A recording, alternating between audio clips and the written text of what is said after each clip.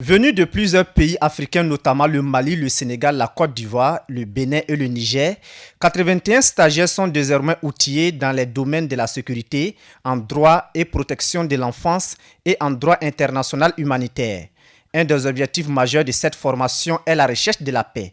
Nous savions tous que la sécurité est d'une importance primordiale dans n'importe quelle société. C'est le premier devoir d'un gouvernement et c'est parmi les premières préoccupations des citoyens. Les 3 modules enseignés ont des objectifs secondaires bien précis.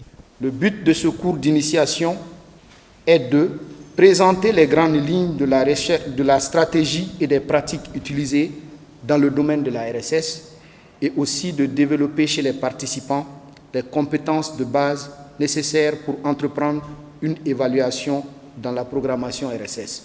L'objectif du stage était de permettre aux participants d'avoir une idée claire des règles essentielles du droit humanitaire international et de les sensibiliser sur la nécessité de les intégrer dans le processus de prise de décision et dans la conduite des opérations.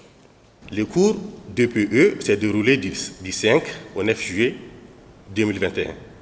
L'objectif de ce cours est de permettre aux stagiaires de s'approprier le cadre juridique et les mécanismes de mise en œuvre de la protection des enfants dans un contexte de conflit armé. Ces stages ont été bénéfiques pour les participants. Ils sont prêts et engagés à faire bon usage de la formation reçue. Cette semaine de formation financée par le Royaume-Uni nous a permis de mieux maîtriser le concept de réforme du secteur de la sécurité. Les outils d'enseignement et les notions abordées durant la formation sont des principes qui nous accompagnent tout au long de notre carrière professionnelle dans les opérations de maintien de paix. Désormais, ces stagiaires ont le titre d'ambassadeurs.